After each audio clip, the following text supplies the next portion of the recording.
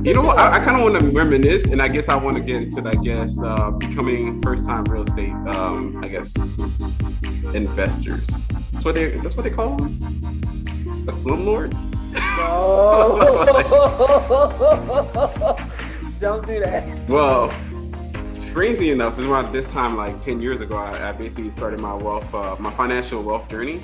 So I didn't have any money. I was living in Tallahassee, and my first job out the gate, and I had to, almost like scratching back for it because I went to a whole bunch of interviews and nobody was hiring me for whatever reason. Sometimes, you could tell that, hey, I wasn't the right complexion for them. I'm not one to kind of, nitpick I was on it. gonna say you're not typically the one to kind of label No, that I for but a you person. kind of feel like, because one of the ones I found was like a job working at a school, and while I walk into school, every other person was a white, woman. So by the time I was in the interview, I kind of already know that this is not going to work out as I think it would. The only person I saw of color was like a janitor.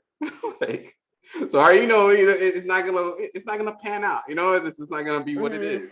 The Mm-hmm. second job that I did try to go for, which is probably more in line with what I do now, is some level of auditing, and it was for the State Department, but they were kind of going to different states or local governments and doing So something to do with, municipal. yeah, they're doing municipal stuff, upgrading this, and I don't know. But one of the questions they asked me, I'll never forget it, and it suitably puts me off, or probably fueled me. They asked me, hey, because it was talking about like investing, and I know how to speak lingo. In the moment, I'm one of those people like, yo, I just spitball. I make it seem like I got it all together. And the guy, I know he felt and was like, do you have any investments? That was that question. Yeah, I had nothing. So I couldn't bluff. I can't bluff with empty cards. I'm not a person that's a blatant liar. So at that point, I was like, no, I don't have any investments. But in the future, I'll definitely like to start investing and so on like that. But it was just enough that they didn't really pick me for the job. So either way, no matter what it is, the next job that came up, they were paying like $23,000, and it was like an admin secretary job. I took it. I did the same thing I do on typical interviews. It was like, hey, they almost didn't want to hire me for the position because I was overqualified. One of those scenarios like you kind of know too much or whatever it is. And I was like, I sold myself into that position, and I took that job. And day one, a random black guy was leaving the building. He's like, "Oh, you got that job, bro? Everybody always leaves, man. Nobody makes it through that job. It's terrifying." It's what he was saying, all types of stuff. I'm like, this is my first moment through the door, and this is what you fixed yourself to tell me.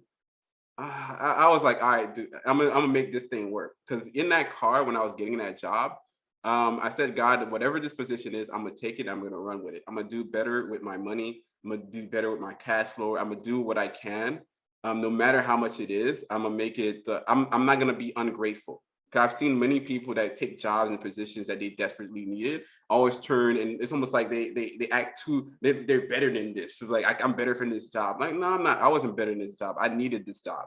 I definitely needed it. So I took that job making 23K per year, about $1,000 a month. I didn't complain about what I had to do, my struggles. I just try to make things work for me. And from that point on, I even moved. I guess that year I moved from one unit to a cheaper one with my buddy, and that actually kept my expenses even lower because I didn't have that much to, like at the beginning of the month, I was basically down like half of the money already because the rent was like 500 and my income was 1,000. So I'm already down half.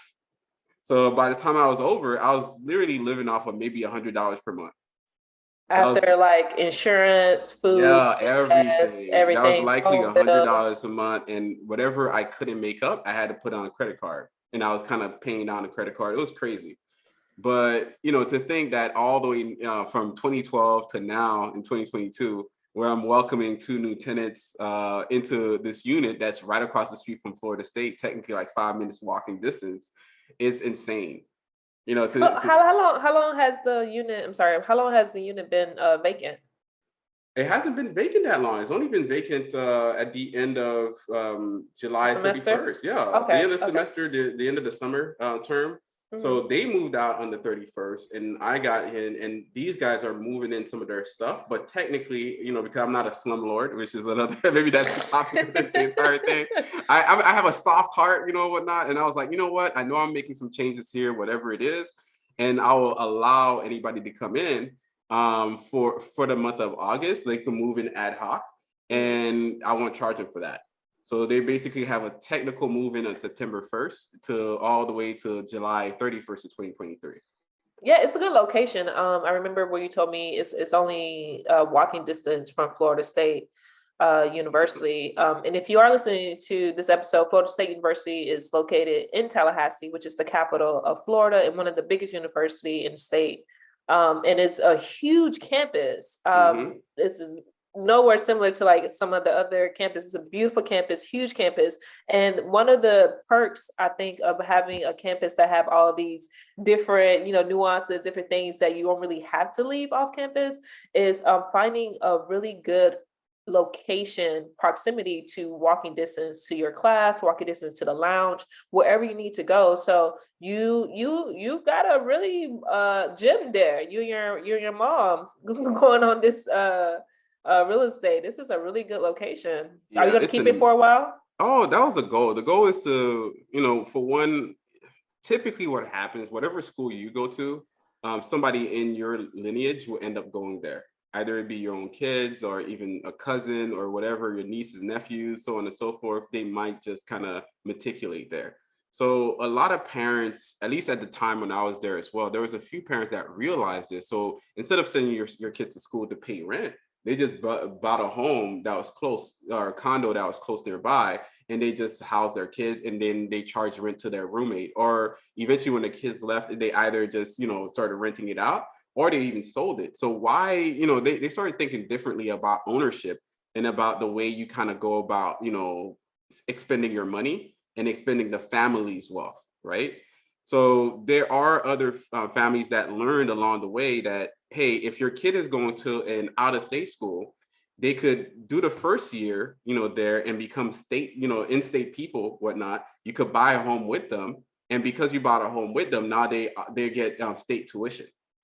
So if your kids was going to another state, let's say if it's not Florida or whatever it is, let's say they went to Texas, and that was like one of the stories that I heard. A mom, her daughter was going to Austin, and I think at one point they said, well, they're not going to offer this scholarship for her anymore because she's out of state student or whatever. And what she ended up doing, she bought a home, and the daughter goes into it, and they have a rental, and then the value started coming back in the last 2 or 3 years.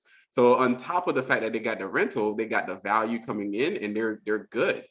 So instead of just forking money to nothing, they have all this money funneling through the family itself. Yeah, there's so many ways you can kind of utilize these tips. It's not playing checkers. You really have to play chess in this. It's because it's a long game, and it's a more strategic game when you think about it, and how you can maneuver to not only help yourself, but you're helping others too, to be a little bit more comfortable where they only have to focus on studying. Like, just imagine we have the basic necessity for ourselves set up. We could have been further along when we only have to worry about our studies, right? So those are like really boss moves when your parents or grandparents, whoever, are position themselves to set up for the next generation. That's why I call generational wealth. Not only position yourself, but having the wealth of knowledge to continue that movement for the next generation.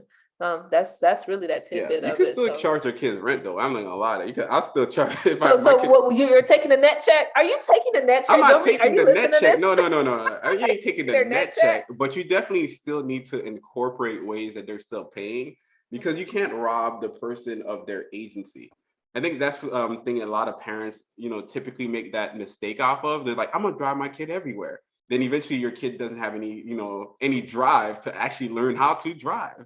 So they don't do anything in that sense. Like, oh, I'm gonna clean everything for my kid. Your kid doesn't learn how to clean for themselves. I'm gonna cook for them. They don't know how to cook.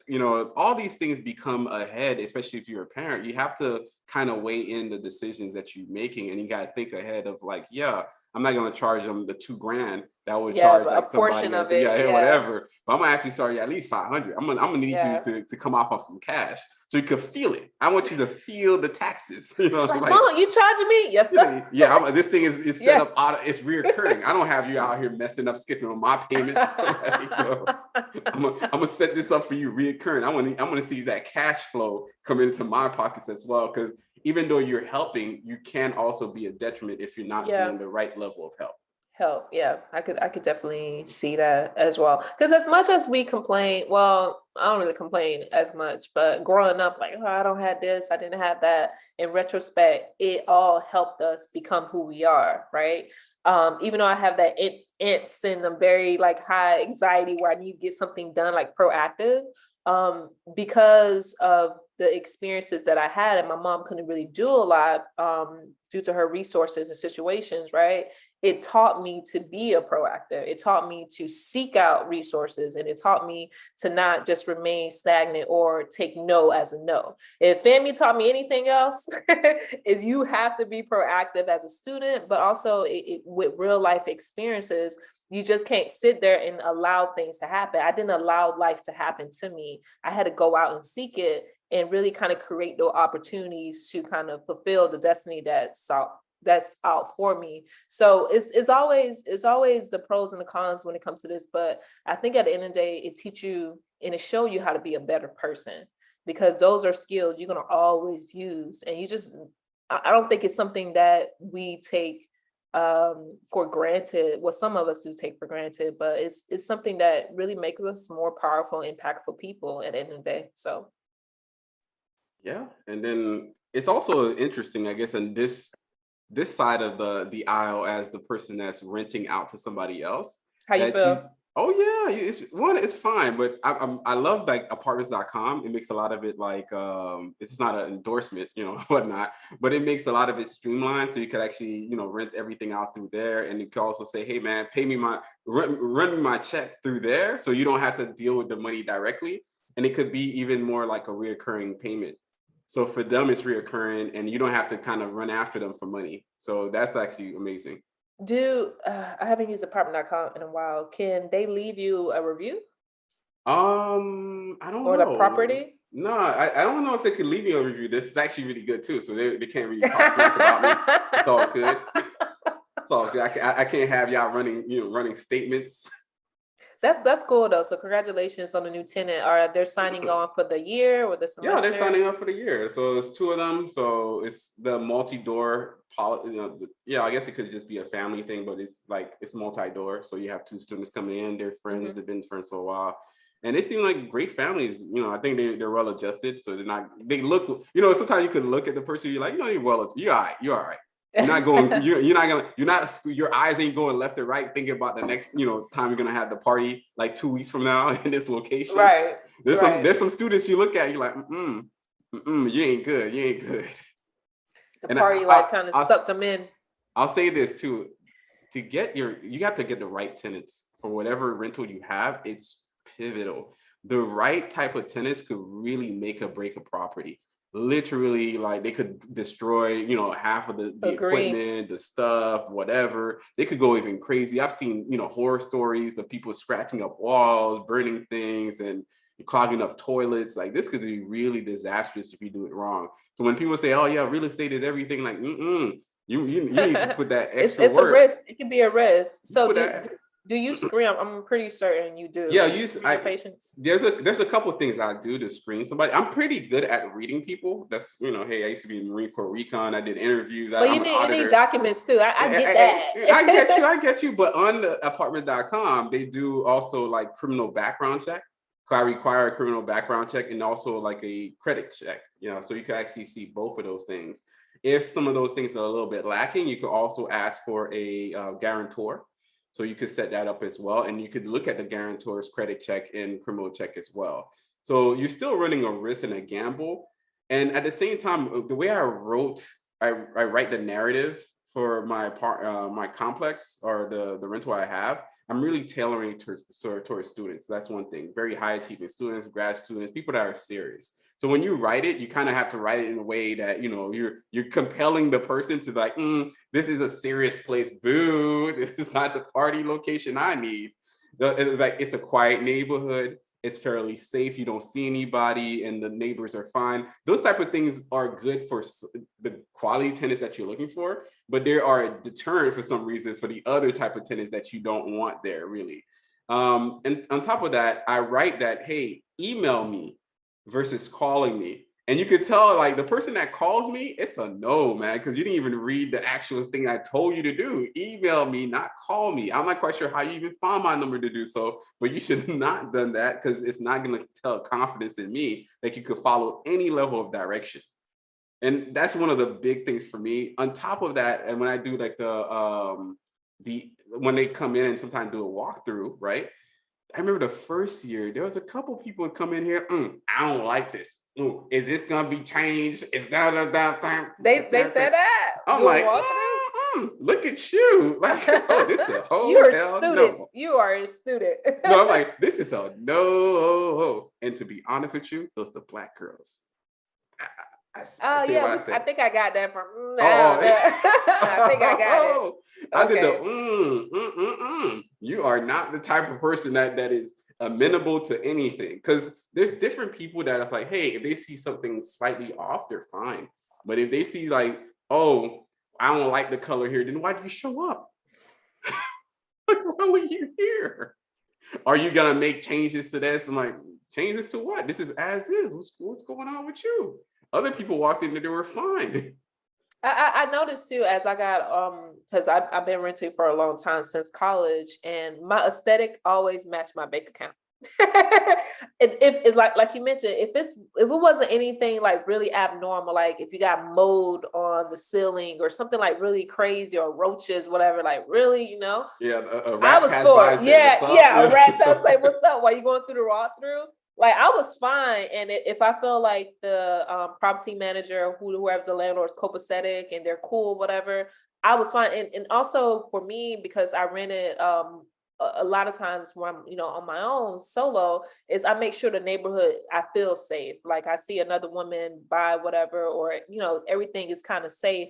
I was okay with that. But as I got older, a little money in my pocket, I noticed too, just like I got a little squeeze into this marble that I want, this nice couch, and I want the aesthetic of the neighborhood. I want to be close by to proximity to my Trader Joe's, my Publix, my grocery. Like I was really that person. The real bougie. Trader Joe's, yeah, Publix. I This had is to. very high end. So it was becoming a little bit increasing in my livelihood. But I remember when I was younger, I didn't care about all the other stuff. I just care, like, is it a safe neighborhood? Landlord, property manager are not crazy, because I heard horror stories and that.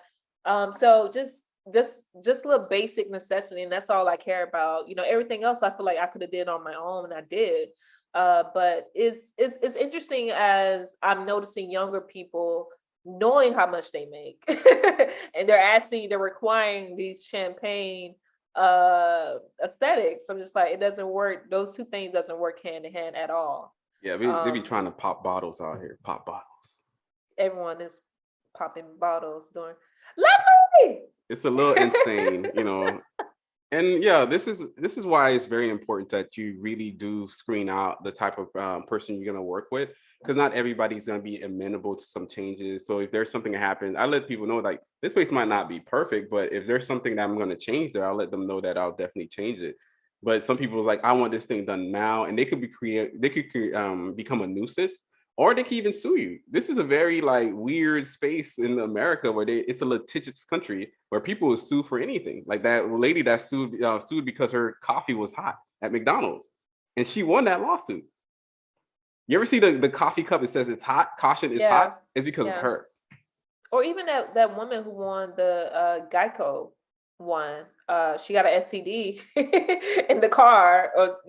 She got STD and she sued Geico, but they won. She beat them on a lawsuit under, like, they didn't respond a certain amount of time or something like that, and she won the lawsuit. So you can sue people for anything. It's a weird place. It's a weird place. Extremely weird place. Like but that one daughter that sued her family because they promised to buy her a car at graduation.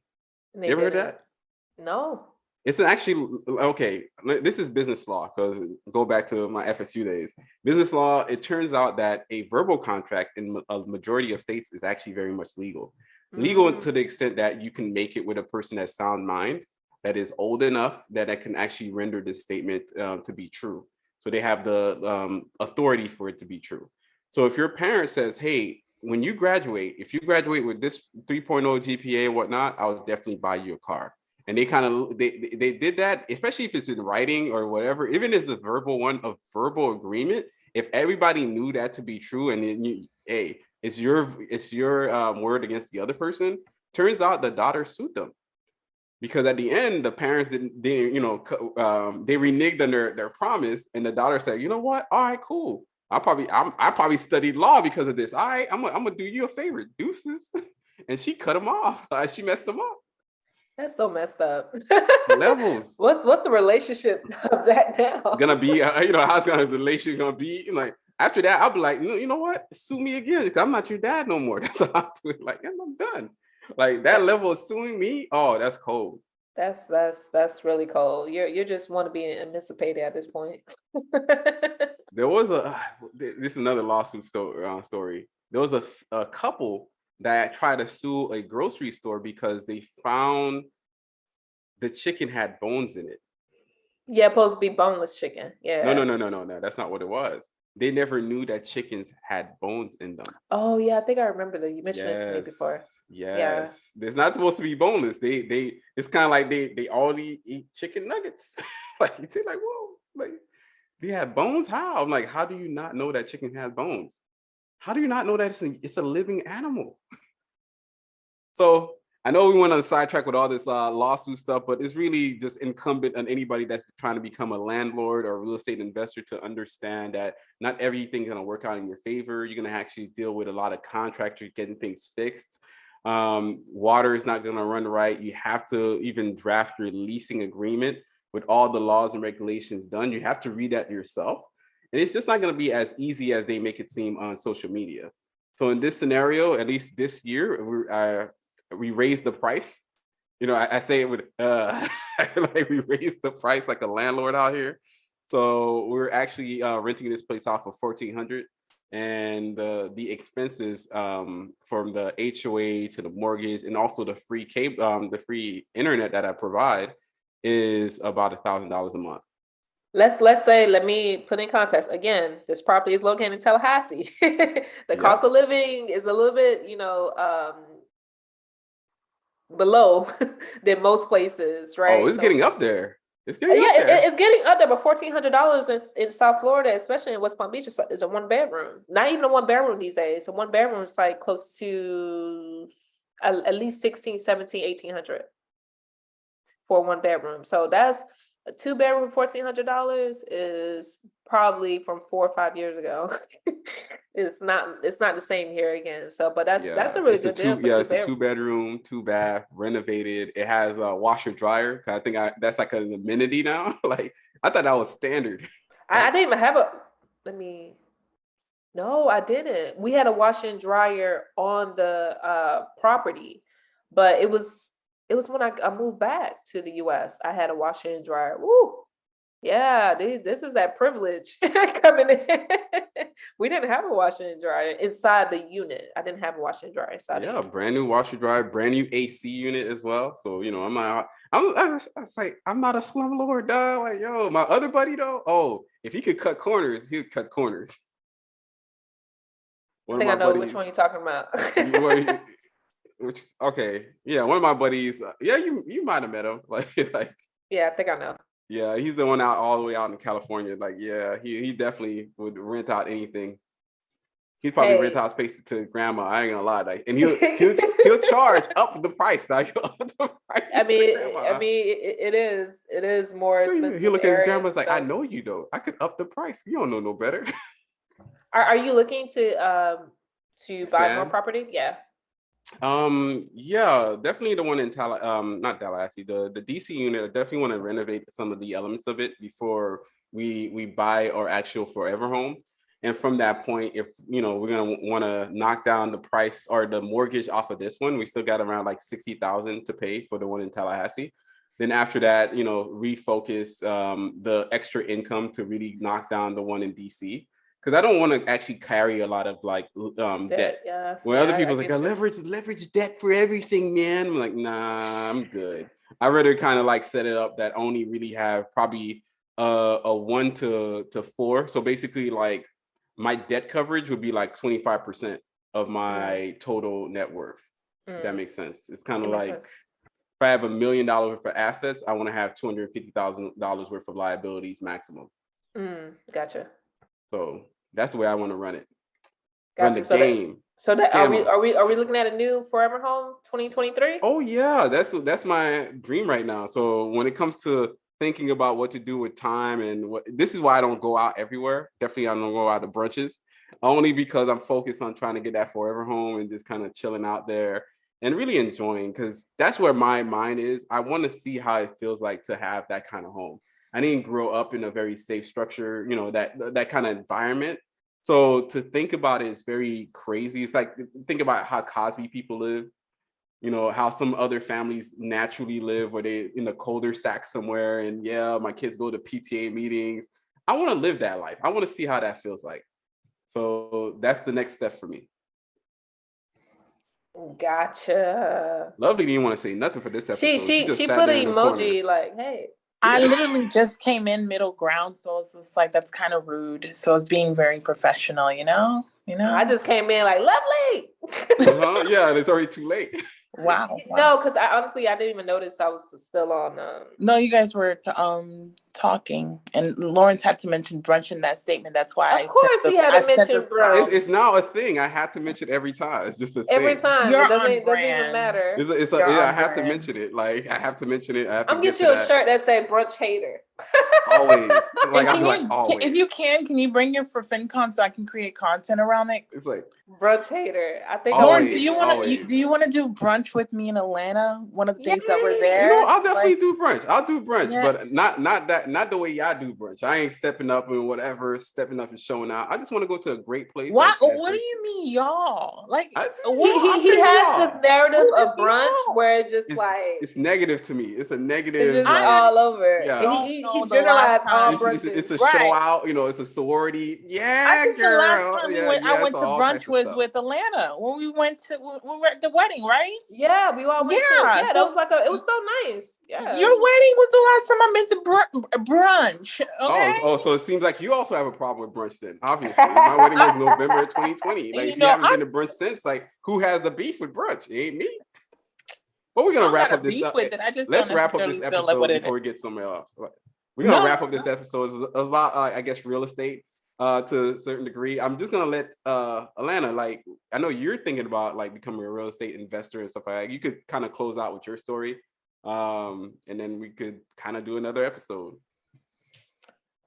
Well, currently, I mentioned on the podcast previously, is I bought my home in 2020, and I always just wanted to dabble into real estate investing, just like really good prime location here in West Palm Beach. It's just booming. The economy is booming right now locally with so many different apartments, luxury apartments, but it's also is keen for elderly location and complexes as well. It's like over 50 in those apartment locations. So those are prime real estate. They have trailers out here, trailer parks, really nice trailer parks, actually. So I'm just really kind of expanding on how investing will look like for me. And I'm still trying to dabble how in terms of cash flow in the numbers, because I looked into like different types of loans and how I can leverage possibly that, but looking more and more into my financing, looking more into of how the economy is building, I'm not sure I want to leverage my debt that way. I want to leverage my home in that way as well. But that is something that's definitely in the near future that I would like to pursue someday, because I want to position myself to make sure that, I have cash flow in early retirement, late 50s, 60s, however, and I'm investing into my state. I love Florida. It could be ratchet with the Florida man, but it is great economy for real estate. So I really want to invest in my home and just set ground roots possibly someday. So that's definitely in the near future and still in talks in terms of how the numbers going to look. With Lawrence, I'm just so happy he's becoming, just been so transparent of how he's been moving with his own investment in his real estate. So I'm just learning closely from him. And it's something that we're constantly in discussion about. So I'll give you guys some insight once I really dabble into that. So Thank you, guys. We're just going to wrap up this episode just about real estate and how things are flowing within our lives of real estate investing. You can find me on the IG streets at Atlanta_Elson, ALCIN. What about you, Mr. Gonzalez? Yes, you could definitely find me on the interwebs at www.theneighborhoodfinanceguy.com, the Neighborhood Finance Guy on IG as well. Why are you laughing? Why are you cracking up? You said I'm about to rob the air. Exactly. I told you what it is in the chat. Like you're gearing up to invest so you could rob the elderly in Florida. You're like, about to get this money. This Florida's the Medicaid. retirement place. Come About to on, get like, the you gotta Medicaid, tap into the that. Social Why Security do I want to deal benefit. with younger, tenants? I can always deal with someone that's gonna always pay on time. The seasoned elderly. Seasoned. I'm thinking smart. That's all I'm thinking. You're probably gonna be right at the church too. Hey guys, I got a unit. Hey guys. Lovely. You guys can find me at Lovely Mardellis on IG and mostly LinkedIn. Like, IG is for fun, okay? If you want anything serious, find me on LinkedIn. IG and TikTok are stress relief, but it's Lovely Mardellis at all places. Thank you guys for tuning in to another episode. PFG, we're out. Thank you for listening to the Financial Griot podcast, powered by the Wealth Builders Collective.